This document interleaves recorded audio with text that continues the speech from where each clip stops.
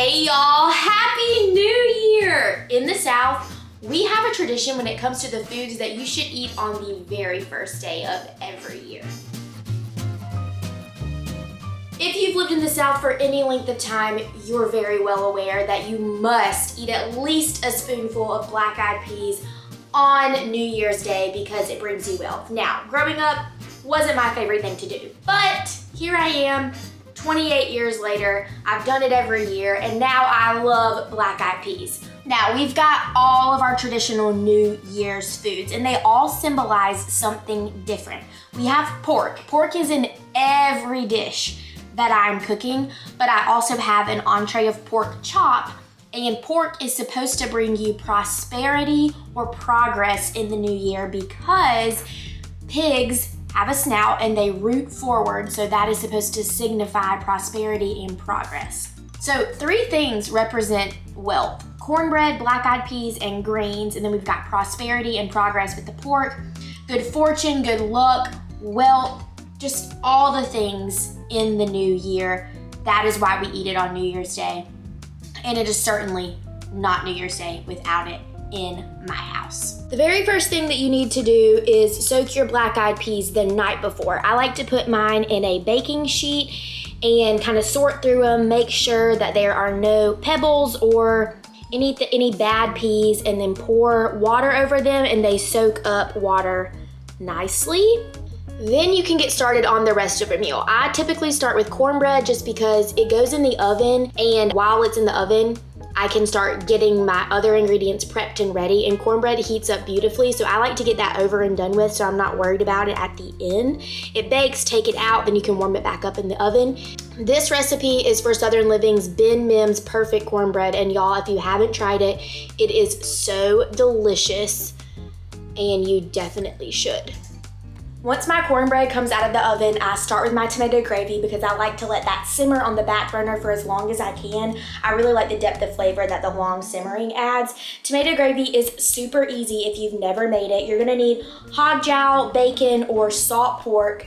What you wanna do is render some pork fat, and you can supplement it with bacon grease that I always keep in my fridge. Chop up some onion. For this recipe, I'm doing 1 can of fire roasted diced tomatoes with the juices and 1/2 of a Vidalia onion. So after you've rendered your pork fat, chopped up your onions, put those in, let those soften, add in some minced garlic and some tomato paste. The tomato paste will thicken it up, and then add in your can of tomatoes, let that simmer, and then my secret ingredient, Worcestershire sauce. Let it simmer, and then you can serve it over plain white rice. It is so delicious. Next up is getting started on my collard greens and my black-eyed peas. So we're gonna need some pots for those and some more of that salt pork or hog jowl, or in this case, I have a smoked ham hock, yum, to flavor my collard greens. And we're gonna get those started on some pots on the stove. I'm going to add in some more of that salt pork. Like bacon, this will render and give you some good pork fat to cook your greens in. 2 pieces I think will be perfect for this. If not, I will supplement it with some bacon grease. And once that's all the way melted, you can go ahead and add in your greens to saute. Listen to that pop.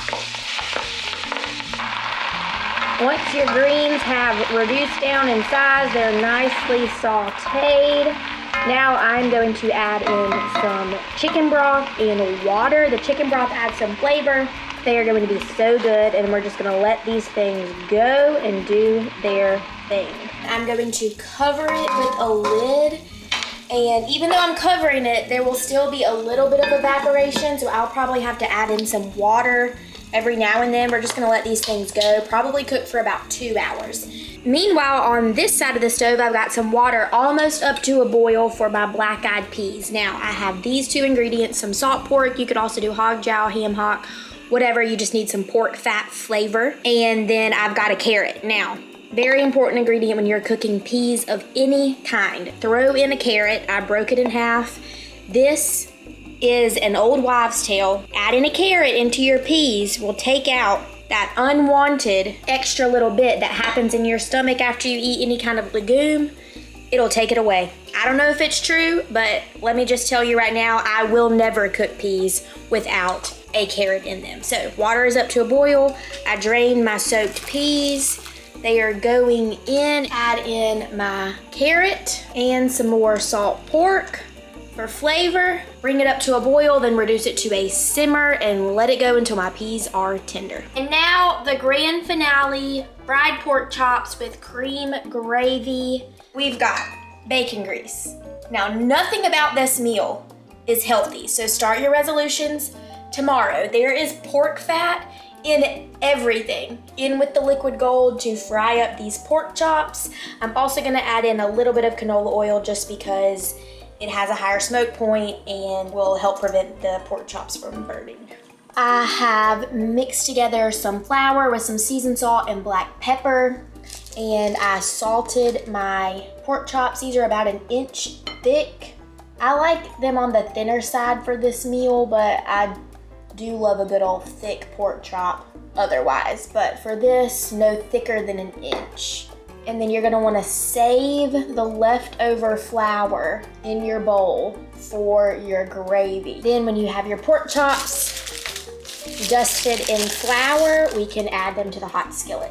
In we go with my pork chops. This is a 10-inch cast iron skillet, and I've got 2 nice sized pork chops in there. You could do a larger skillet and fit more pork chops, however you wanna go. Pork chops are resting. I have my grease that I cooked them in. I need to reserve about 1 tablespoon in my skillet, so the rest of it I'm going to get rid of in a bowl. Put my skillet back on my eye to make some gravy. Now that reserved flour mixture that I breaded my pork chops in is here, and I need to add about 1 tablespoon of that. After your flour's starting to smell really cooked, got about 1 cup of milk I'm going to whisk in. It will continue to thicken after you take it off of the heat. So you're gonna let it stay a little bit loose, and it'll thicken right up when you're ready to serve it. Okay, this gravy is looking really good. It is not too thick, which is just the way that I want it, still creamy.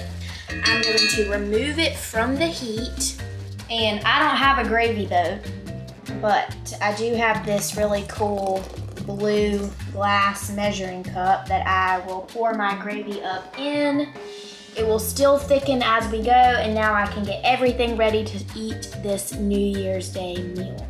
If this is not perfection, I really don't know what is. I mean, we've got black-eyed peas with the tomato gravy, the cream gravy on the pork chop, but I'm gonna eat it with everything. The collards, the cornbread, the relish tray to eat it all. Oh my goodness. So I'm going for it because my mouth is still just like, I cannot explain how much it's watering right now. Happy New Year.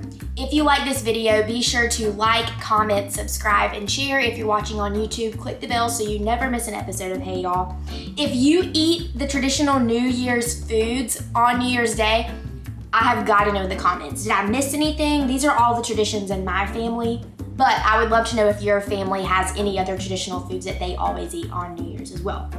I gotta dig into this. This has been a joy. It has been so much fun. Without further ado, Happy New Year. May it bring you wealth, prosperity, and good fortune.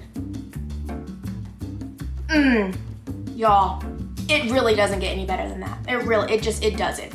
I'm here to tell, it does not.